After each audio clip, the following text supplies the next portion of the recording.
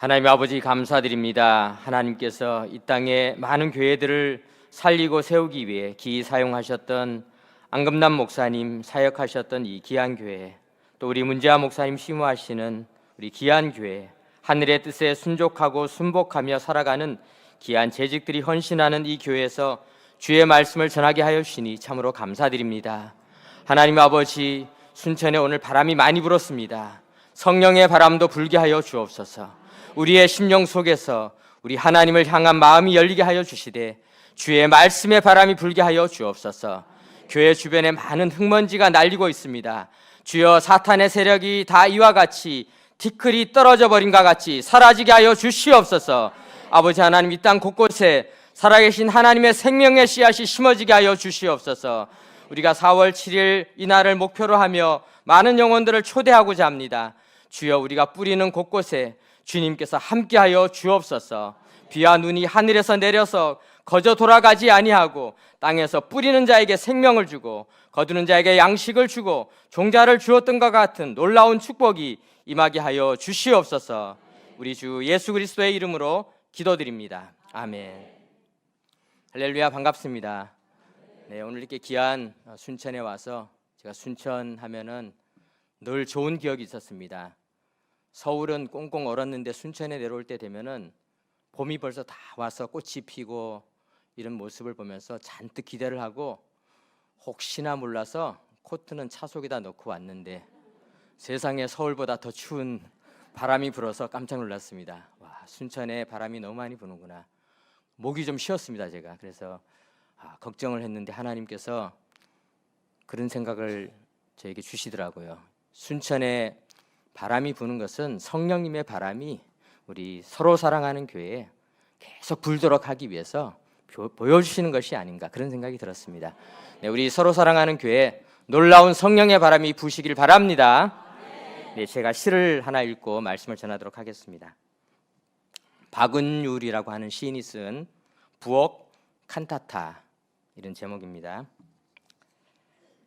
저녁을 짓는다. 부엌은 나의 제단, 일상은 나의 거룩한 구유. 나는 부엌의 사제, 망사 커튼 드리운 서양 창 저녁놀 아래 희생제물과 번제물을 마련한다. 불과 샘과 칼과 도마의 혼성 사부합창, 앞치마를 두른 나는 부엌의 제사장. 부엌은 성스러운 나의 제단, 씩씩대는 수증기 설설 끓는 국과 찌개들의 변주곡, 삶의 싱싱한 비린내와 수다스러운 푸성기들의 아삭거리는 음표들, 당신이 가장 오래 음미하는 애끓는 간장. 오늘도 나는 저녁을 짓는다. 맵고 쓰고 달고 짜고 시큼한 넘실거리는 나를 곁들여 미식가인 당신에게 바친다. 공손한 듯 삐딱하게 그래도 두근거리며. 네, 이런 시입니다. 네, 제가 이 시를 읽어드렸는데요. 시라는 것은 어떤 것인가? 오늘 우리가 시편 8편을 읽었습니다. 시 형식으로 담았습니다. 시는 무엇입니까? 시라고 하는 것은 시인들이 일상을 살아가면서 새로운 생각들이 막 떠오르면은 그 생각을 표현하는 것입니다. 늘 집에서 설거지하고 밥하고 요리하고, 요즘 또 물가가 많이 올랐는데 장봐 가지고 와서 다 파도 다듬고 살림을 하면서 어떤 날은 오늘 수협에 가야 되는데 정말 빨리 해야 되는데, 또 어떤 날은 밥을 맛있게 했는데 식구들이 맛있게 안 먹어주는 날도 있고 속상하고 짜증날 때도 있는데, 그런데 아마 이 박은율이라고 하는 시는 그날따라 이 식탁의 자리를 보면서 감사함이 넘쳤을 것입니다. 내가 이렇게 열심히 수고한 이 밥, 이 음식들, 그것은 비록 하나의 한 상에 차려진 음식뿐만이 아니라 우리 하나님께서 받으실 만한 거룩한 제사이구나, 그런 생각이 떠올랐을 때 이와 같은 시를 썼던 것입니다.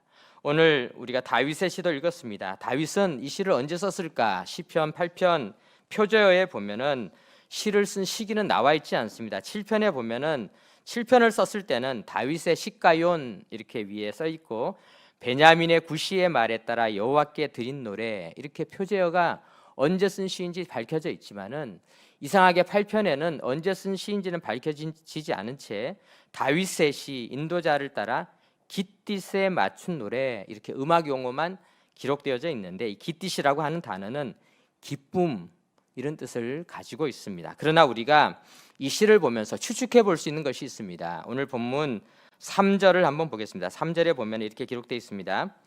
주의 손가락으로 만드신 주의 하늘과 주께서 베풀어 두신 달과 별들을 내가 보니 다윗은 왕이었는데 다윗이 하늘을 봤습니다. 달과 별들을 보았습니다. 그러므로 이것은 다윗이 적어도 밤에 쓴 시일 것이다. 게다가 그가 하늘을 바라보면서 시를 썼다라고 했을 때는 어쩌면은 그가 광야에 나가서 수많은 별을 볼 수 있는 그 시기에 쓰지 않았을까, 우리가 이렇게 짐작해 볼 수 있는 것입니다. 모든 사람에게는 광야의 시대가 있었듯이 다윗에게도 광야의 시대가 있었습니다.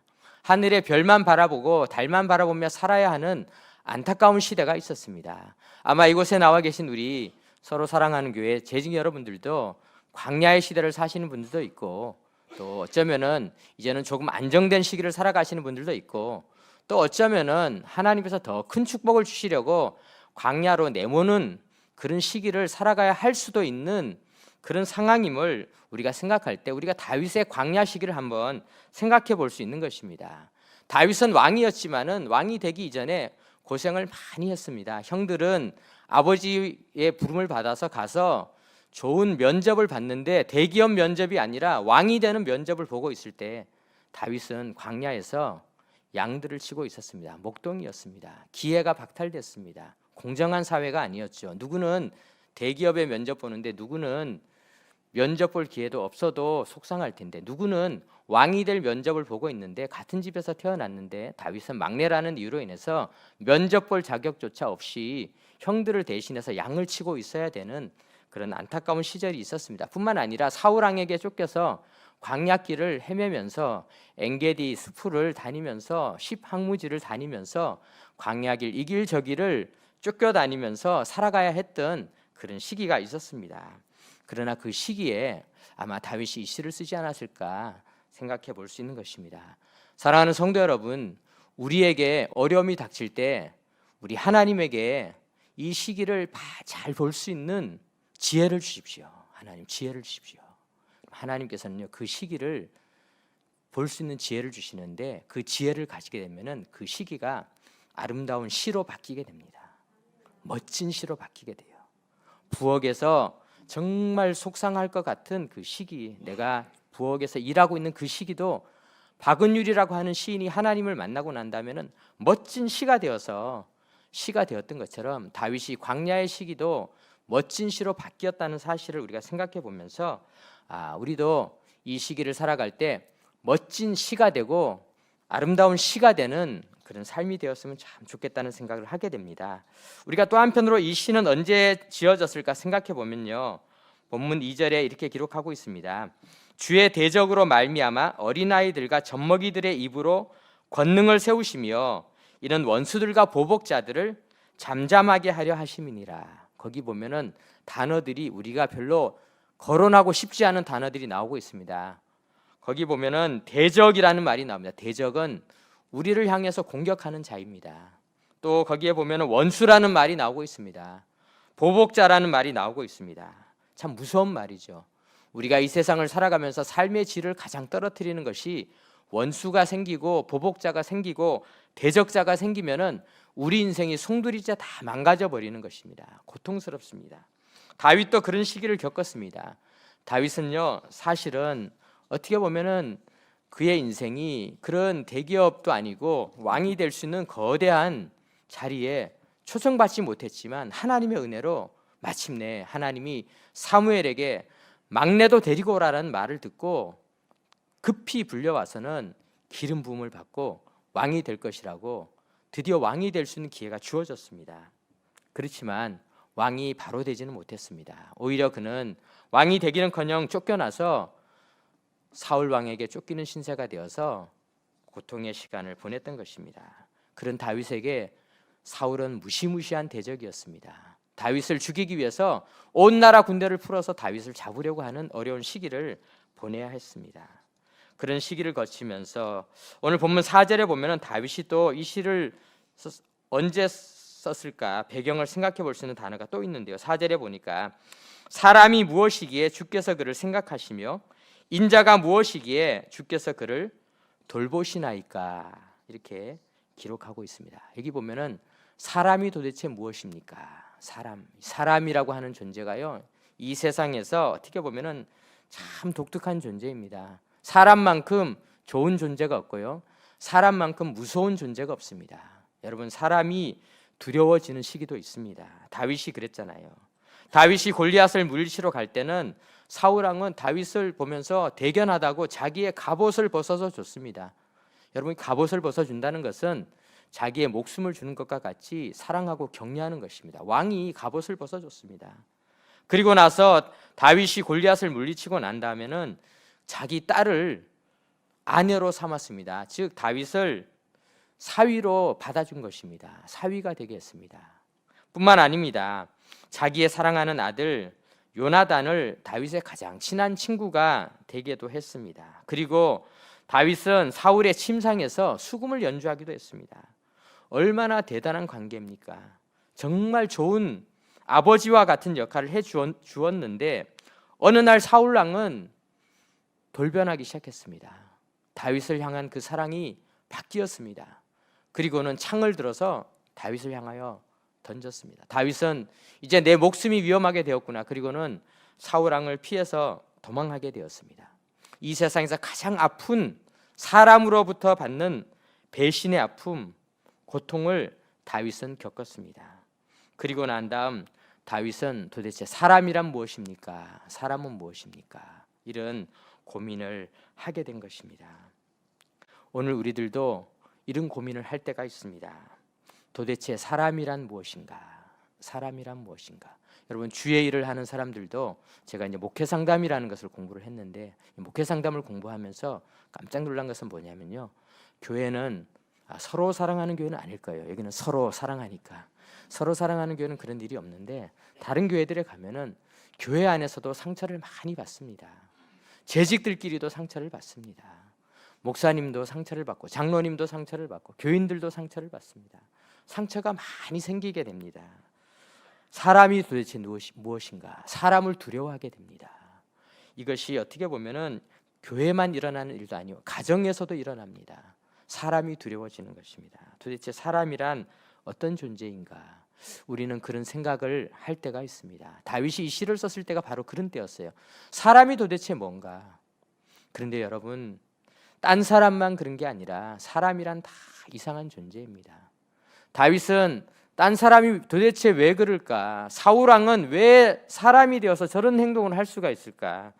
사울뿐만 아니라 자기가 잘해주었던 시므이라고 하는 사람은 그는 사울의 친족이었는데 다윗이 그 사람을 왕이 되고 나서도 잘 대해줬는데 나중에 압살롬에게 배신을 당할 때는 그가 앞장서서 다윗을 저주하고 티끌을 뿌리면서 괴롭혔습니다. 참, 사람이란 어떤 존재인가? 사람이란 도대체 어떤 존재인가? 사람들은 그런 생각을 하게 됩니다. 그런데 딴 사람만 그런 게 아니라는 겁니다. 다윗도 사람이지 않습니까? 다윗도 어느 날 자기 자신을 이렇게 보니까 다윗도 사람인데 이 사람이라고 하는 존재가 얼마나 교만한지, 자기는 한때 그렇게 쫓겨다닌 존재였지만 왕이 되고 나서 이번에는 자기도 나쁜 짓을 저지르게 된 것입니다. 지붕 위에 올라가서 목욕하는 여인을 보고 남의 아내를 빼앗아 오고는 그 아내를 차지하기 위해서 그 남편을 전쟁터의 제일 끝에 내보내서 그곳에서 죽게 만드는 살인을 저지르고, 그리고 나서는 그 아이가 죽었다고 하나님 앞에 가서 금식 기도를 하는 거예요. 하나님, 우리 애 살려주세요. 우리 애 살려주세요. 불륜으로 태어난 아이지만 살려주세요. 이렇게 기도를 하는 것입니다. 여러분, 이것이 얼마나 안타까운 일입니까? 다윗도 어느 날 자기 자신을 둘러보았습니다. 이 사람이라고 하는 존재가 얼마나 이상한 존재입니까? 얼마나 부끄러운 존재입니까? 사람들은 우리를 실망하게 하는 존재들입니다. 사람들은 부모님도 나를 실망하게 합니다. 제가 목회를 하면서 저는 부목사를 굉장히 오래 했습니다. 어느 교회에서는 15년간 부목사를 이렇게 오랫동안 하기도 했는데요. 그러면서 신방을 하기도 했는데 제가 부목사로 있던 어떤 교회는 신방이 참 많았습니다. 그래서 제가 어떤 날은 하루에 뭐 20집 가까이 신방을 하고 또 신방을 하고 또 신방을 하고 또 신방을 하면은 이제 한 열 몇 집 할 때쯤 되면요, 제가 분명히 이 집에서 찬송을 읽고 말씀을 전했는지 아니면은 이제 말씀 전하고 기도하고 가야 될 시간인지가 헷갈리기 막 시작하고 정신이 하나도 없는 것입니다. 그런 날이 있어요. 그런데요, 제가 이렇게 신방을 하다가 어떤 분이 자기 얘기를 하는 거예요. 내가 인생을 살아가면서 정말 억울하다. 정말 억울하다. 나는 우리 집에 살면서 너무나 우리 아버지로부터 차별을 받았다. 형과 동생이 이렇게 차별을 할 수가 있냐. 이분이 연세가 지긋하신 분인데 이 신방에서 한참 동안 그런 얘기를 하셨어요. 제가 기도를 다 해드리고 물어봤어요. 언제 그런 일이 일어났습니까? 12살, 13살 때 일어났는데 60년 전에 일어났던 일이 아직도 그분 마음속에서는 해결이 되지 않아서 생각해 보니까 참 사람이란 어떤 존재인가. 우리가 가지고 있는 아픔과 상처라고 하는 것이 수십 년 전에 일어났던 일도 우리는 잊지 못한 채 우리 마음속에 있습니다. 그래서 사람들은 부모님에게도 실망합니다. 사람이란 도대체 무엇입니까? 아내에게도 실망합니다. 사람이란 도대체 누구입니까? 남편에게도 실망합니다. 사람이란 도대체 누구입니까? 어떤 사람은 자식에게도 상처를 받습니다. 자식이 말 한마디 한 거를 그걸 애들 말로 들어야 되는데 그것을 잊지를 못해가지고 그 아픔을 안고 살아가게 되는 것입니다. 사랑하는 성도 여러분, 이것이 사람입니다. 이것이 사람이에요. 제가 너무 다들 심각하게 들으니까 조금 덜 심각한 말씀을 좀 듣고 전하고 싶은데, 어느 건강 세미나 같은 데를 제가 이제 간 적이 있습니다. 갔더니 그분이 재밌는 이야기를 해주시는데, 이분이 이제 경기도 화성에서 목회를 하시는데 어느 날 목회를 하시는데 재직 중에 한 분이 계란을 한 판을 가지고 오셨습니다. 그러니까 그리고 목사님 드십시오. 계란은 한 판을 이렇게 가지고 왔는데 쉬운 일은 아니죠. 뭐 문재환 목사님도 가끔 계란 가져오시는 분이 계신지 모르겠습니다. 네, 계란을 이렇게 한 판을 가지고 왔다는. 그래서 참 감사하다. 그런데 좀 뜻밖이잖아요. 계란을 이렇게 선물로 받아서. 그래서 또 조금 있으니까 또 계란을 또 가지고 오셨다는 겁니다. 또 계란을 목사님 계란 드십시오. 계란을 이렇게 몇 번을 받고 난 다음에 너무 궁금해서 물어봤습니다. 도대체 이 계란이 어디서 온 것입니까? 그랬더니 이분이 자기가 아주 특별한 경험을 했는데 그 자기가 그 공장을 하시는 분인데 공장 앞에 양계장이 있는데 이 양계장에서 닭이 나이가 들어가지고 폐계라 그래서 이제 이 닭도 어르신들이 있어요. 그래서 이제 생산이 잘 안 되시는 이제 어르신들이 되면은 이제 폐계를 하게 되는데 그런 닭을 아주 값싸게 이제 판다는 겁니다. 그러면 이제 동네 사람들이 이제 싸게 사서 또 닭고기도 먹고 이렇게 하는데 자기가 궁금하더라는 겁니다. 정말 이 폐계들이 다 끝난 건가? 그래서 그거를 몇 마리 사다가 자기네 공장에 땅이 넓으니까 거기다 갖다 놓고 벌레도 쪼아 먹으라 그러고 또 가다가 이렇게 벌레를 발견하면 닭에도 갖다 주고 그렇게 막 키웠는데 어느 날 세상에 폐계가 계란을 낳더라는 겁니다. 달걀을 낳더라는 거예요. 그래서 이게 무슨 일인가? 그래서 달걀을 하나하나 모으기 시작했는데 그래서 또 닭을 사와서 어떻게 하다 보니까 계란을 낳고 이렇게 해가지고 한 판을 만들어서 첫 계란이니까 목사님에게 첫 열매 드려야 되겠다. 그래서 이제 목사님에게 계란을 가지고 왔다는 것입니다. 그래서 목사님께서 이제 이야기를 하시면서 그런 말씀을 하시더라고요. 우리 인생들은 우리는 때때로 우리가 끝났다라고 생각할 때도 있지 않습니까? 이제는 계란도 못 낳고 이제 닭도 다 이제 폐계라는 말이 참 닭이니까 우리가 쉽게 하지 사람한테 그런 얘기 했다간 큰일 납니다. 하여간 닭이니까 이제 우리가 뭐 닭이 그래봤자 뭐 쪼옥이나 하지 뭐 어떻게 하겠습니까? 그래서 하여간 그렇게 했는데 그런데 그분이 말씀했습니다. 닭이 왜 바뀌었는지 아냐? 자기는 닭 전문가도 아니고 공장을 하는 사람인데 자기가 경험을 해보니까 얘네들이 닭장에 갇혀서 살아가다 보니까 수명이 짧았는데 얘들이 우리 공장의 넓은 잔디밭에 와서 풀밭에서 유기농을 다 쪼아먹고 거기서 마음껏 운동도 막 갇혀 있지 않고 운동도 하고 이러다 보니까 회복이 된 겁니다. 갱년기도 극복하고 완전히 회복되셔가지고 이분들이 다시 사춘기를 맞이한 것처럼 다 회복이 되신 겁니다. 회복이 되셨어요. 그래서 계란을 이제 낳기 시작했다라는 겁니다. 그러면서 그분이 이야기를 하기를 우리 인생이란 어떤 인생이냐, 사람이란 도대체 뭐냐. 그분이 사람도 사실 따지고 보면요, 그분이 재밌는 이야기를 했는데 사람이 우리가 막 선크림 바르고 뭐 아이크림 바르고 뭐 하고 뭐 토너 바르고 뭘 하여간 저는 잘 모르지만은 발라도 이 피부가 조금만 지나면은요, 이 피부가 다 나중에 때로 바뀌는 거예요. 이게 다 나중에 표준말이니까 때 뭐 속어 아니죠. 저는 비속어는 안 씁니다. 하여간 다 바뀌어서 이렇게 다 사라지게 됩니다. 그러니까 어떻게 보면은 우리 인생이라는 것이 우리의 육체라는 것도요, 지금은 이렇게 해도 이 육체가 어떤 환경을 만나느냐에 따라서 얼마든지 달라질 수가 있는데 그분이 그런 얘기를 하더라고요. 우리의 두피도 60일이면은 다 바뀌고 우리의 피부도 뭐 2주, 4주면 다 바뀌고 또 뭐는 얼마에 바뀌고 이렇게 다 바뀌는데 따지고 보면은 이게 뭐 꼭 과학적인 건 아니지만은 한 3년 정도 되면은 3년 전에 내 몸은 다 때로 갔고 이 3년 후에 내 몸은 이제 새로운 세포들이 살아났다는 거예요. 그렇다면은 사람이란 이렇게 정리를 내릴 수 있다. 사람이란 3년간 내가 정성껏 먹은 음식이 바로 나다.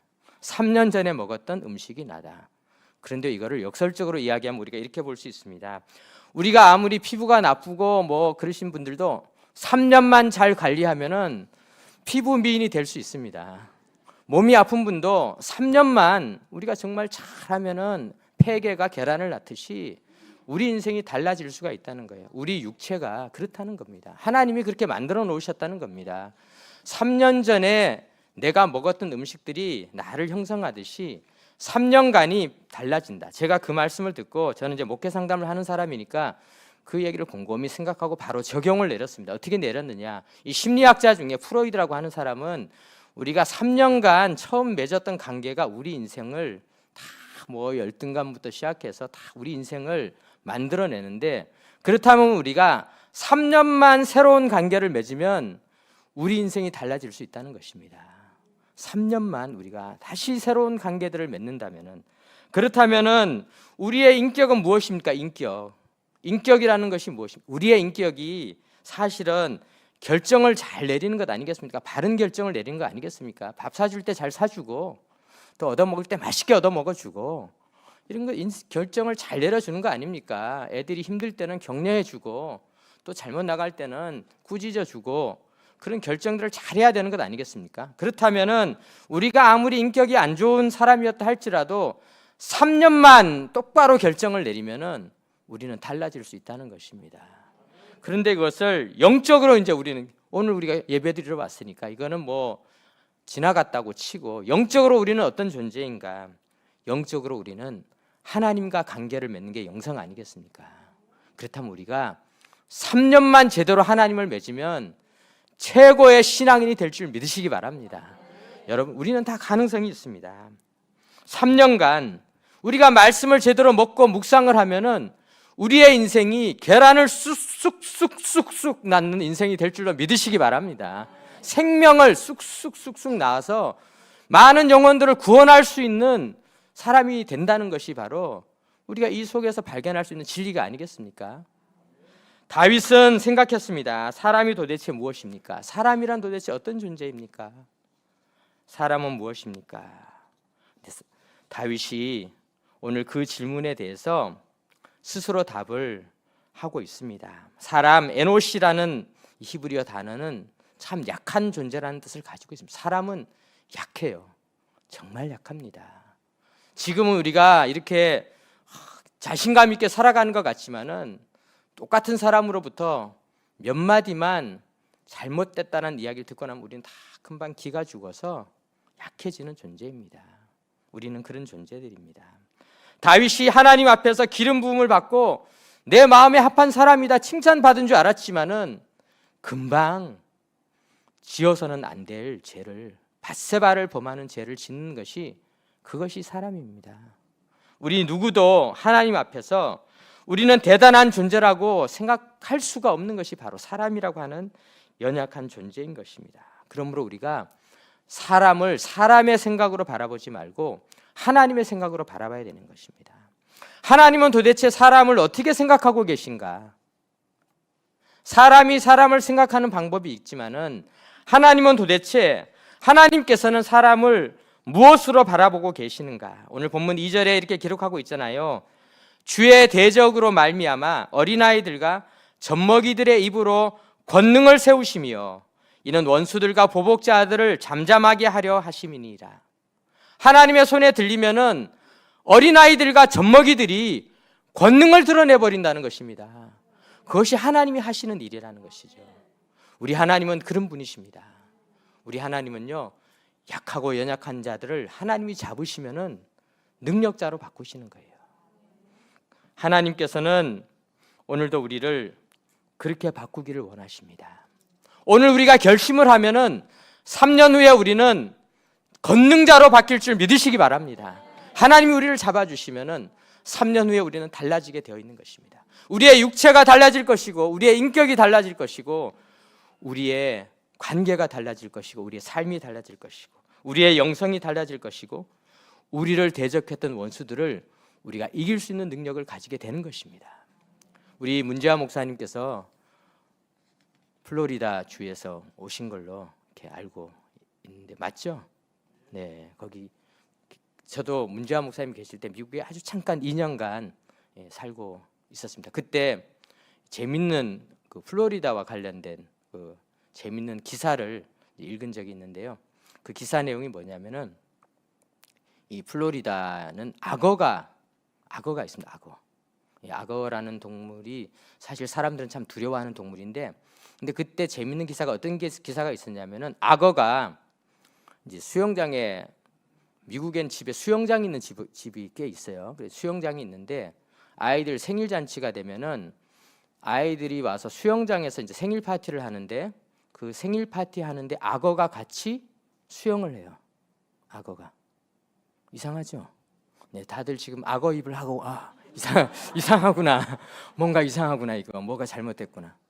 그래서 기자가 이제 가서 인터뷰를 한 거예요. 아니, 어떻게 애들이랑 악어랑 같이 여기서 수영을 하게 하냐. 근데 이게 뭐 이벤트인데, 그때 당시 그런 이벤트가 잠깐 유행했었어요. 그래서 기사가 나왔는데 그 악어가 안전하다는 거예요. 그래서 왜 안전하냐 그랬더니 테이프로 묶어놨대요, 여기를. 테이프로 여기를 이렇게 묶어놔서 끄떡없다는 거예요. 그래서 아니, 우리가 생각해 보십시오. 악어를 스카치 테이프로 묶어놨는데 안전하겠어요? 테이프로 딱 묶어놨는데 안전하다는 거예요. 그래서 궁금하잖아요. 도대체 아니, 악어는 나무도 막 이렇게 부서뜨리고 막 바위도 부서뜨리고, 우리가 악어를 뭐 직접 안 만져보셨겠지만 저도 안 만져봤지만은 이렇게 다큐멘터리에 보면 악어가 굉장히 세잖아요. 근데 어떻게 스카치 테이프에 묶여가지고 그렇게 있냐 그랬더니 악어의 입이 2가지 근육이 있대요. 2가지 근육인데 하나는 뭐냐면은 벌리는 근육, 하나는 닫는 근육. 벌리는 근육과 닫는 근육이 있는데 이 악어는 벌리는 근육은 퇴화됐대요. 왜냐하면 벌리는데 별로 힘을 들일 필요가 없어. 그냥 이렇게 하면 되고, 문제는 닫는 근육. 이 닫는 근육은 아주 강력해가지고 딱 닫는 거예요. 그래서 벌리는 근육이 퇴화돼서 테이프로 묶어놓으면 못 벌려. 테이프에 묶여가지고요. 테이프에 딱 묶여가지고는 이게 안 벌어지는 거예요. 그거를 이용해서 악어들이 스카치 테이프에 묶여서 그 덩치 큰 애들이 애들 수영장에서 놀림거리가 돼서 이러고 다니고 있습니다. 여러분들, 우리가 이렇게 볼 때 이 악어라는 존재가 하나님이 지으신 그 무서운 창조물이 어떻게 어린아이에게 묶여가지고 어린아이들의 놀림거리로 지내고 있을까? 그것은 그 이유가 단 한 가지. 벌리는 근육은 퇴화되고 닫는 근육, 내가 먹어 치우려고, 내가 막 내 걸로 하려고 하는 근육은 발달했어요. 그런데요, 여러분, 이게 악어 얘기를 하려고 그런 게 아니라 우리 얘기를 하는 거예요. 우리 얘기. 우리가 하나님의 은혜를 향하여서 하나님의 은혜를 향하여 입을 벌리는 근육이 발달해야 되는데 우리는 내 걸로 차지하려고 하는 근육은 엄청 발달했어요. 내 걸로, 내 것으로 만들어야 되겠다. 그런 근육은 막 발달했는데 하나님 앞에 우리를 다 내려놓는 이 근육이 퇴화됐어요. 약해졌어요. 순천은 안 그래요. 왜냐하면 순천에 오니까 하나님에게 다 순복하고 순천이더라고요. 순천 사람들은 근육이 발달했는데 순천을 제외한 지역의 사람들은 이 근육이 다 퇴화돼서 지금 사탄이 스카치 테이프로 묶어놓고 그리스도인들을 가지고 놀고 있는 거예요. 그리스도인들을 어린아이들이 데리고 놀듯이 어린 사탄이 데리고 놀고 있는 것입니다.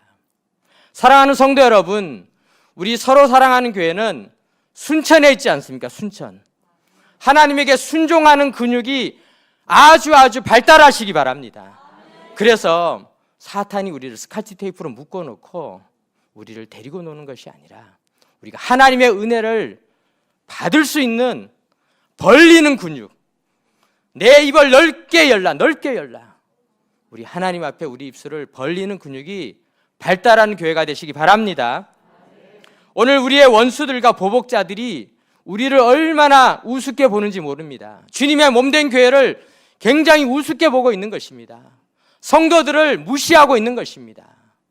다윗이 무시당했지 않습니까? 하나님의 기름 부음 받은 자인데 다윗은 무시당하고 살았습니다. 왕이 되기까지. 우리도 어쩌면은 하나님의 기름 부음 받은 자인데 무시당하고 있는지도 모릅니다. 그래서 우리는 달라져야 되는 것입니다. 우리에게 3년이 필요한 것입니다. 우리가 하나님 앞에 다시 우리의 근육을 단련시키고 하나님의 은혜를 향하여 나아갈 수 있는 근육이 필요한 것입니다. 그러기 위해서는 우리가 하나님의 눈으로 보는 시각이 필요한 것입니다. 원수들은 우리를 향하여서 우리가 어리석은 자다, 너희들은 젖먹이다, 어린아이다 무시하고 있는 것입니다. 본문 2절을 보십시오. 주의 대적으로 말미암아 어린아이들과 젖먹이들의 입으로 권능을 세우시며 이런 원수들과 보복자들을 잠잠하게 하려 하심이라. 우리가 이제는 하나님의 손에 붙잡혀서 원수와 대적을 무시하고 승리하는 삶이 되시기 바랍니다. 우리는 약하지 않습니다. 우리는 달라질 것입니다. 우리가 달라질 수 있는 중요한 비결이 하나 있습니다. 예수님께서도 예수님의 제자들 어떤 자들이었습니까? 어부들이었습니다. 그런데 3년 만에 어떻게 바꾸셨습니까? 능력자로 바꿨습니다. 베드로와 요한이 나면서부터 걷지 못한 자를 일으킬 수 있고 예수님의 이름으로 일으킬 수 있는 능력을 만들었습니다. 3년 만에 바뀌어졌던 것입니다. 물론 이 3년이라고 하는 것은 상징적인 숫자입니다. 그런데 오늘 우리가 이제 말씀을 마무리 지으면서 본문 5절에 보니까 그를 하나님보다 조금 못하게 하시고 영화와 존귀로 관을 씌우셨나이다. 영화와 존귀의 관. 우리 하나님의 시각은 무엇입니까? 하나님의 시각은요, 우리가 약하지 않고 우리 머리에 관이 있습니다. 관. 생명의 관이 있습니다.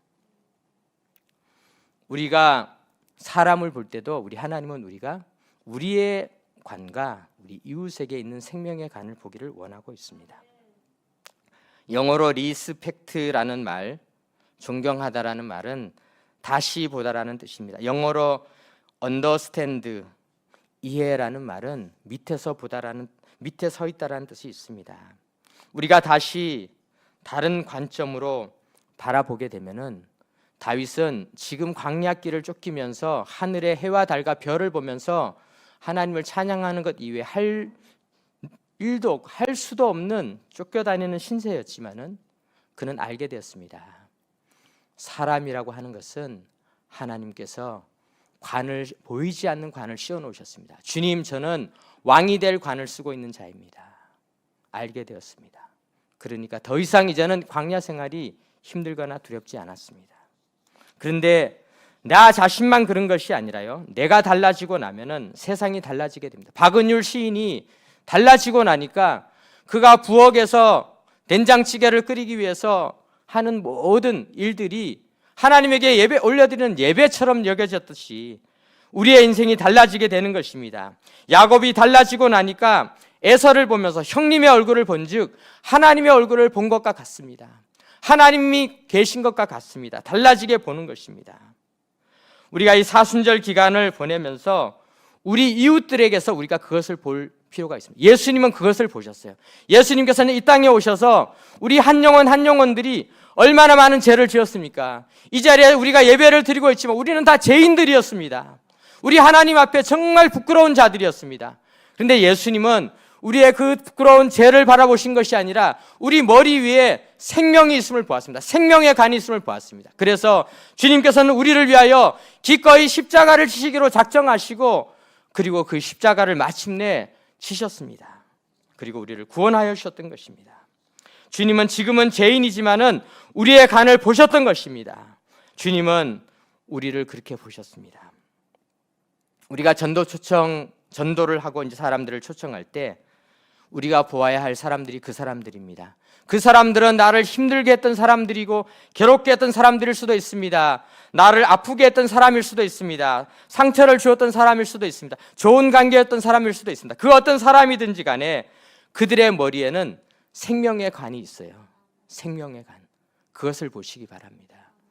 사도행전 20장 10절에 보면 사도 바울이 드로아에 내려가서 기도를 했습니다. 찬양했습니다. 예배를 드렸습니다. 그리고 설교를 했습니다.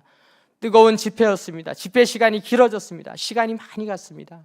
끝날 때가 됐는데 왜 안 끝나나? 끝날 때가 됐는데 왜 안 끝나나? 그러다가 유두고라고 하는 청년이 3층에서 졸아서 떨어졌습니다. 난리가 났습니다. 예배 드리러 왔는데 떨어져 죽었어요. 얼마나 난리가 났습니까? 사람들은 웅성웅성 하고 있는 그때 사도행전 20장 10절에 보니까 이렇게 기록하고 있습니다. 바울이 내려와서 그 위에 엎드려 그 몸을 안고 말하되 떠들지 말라. 생명이 그에게 있느니라. 생명이 그에게 있느니라. 여러분, 이곳 교회 주변에 많은 생명이 있습니다. 많은 영혼들이 있습니다.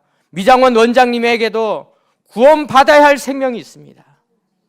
반찬가게 주인에게도 생명이 있습니다.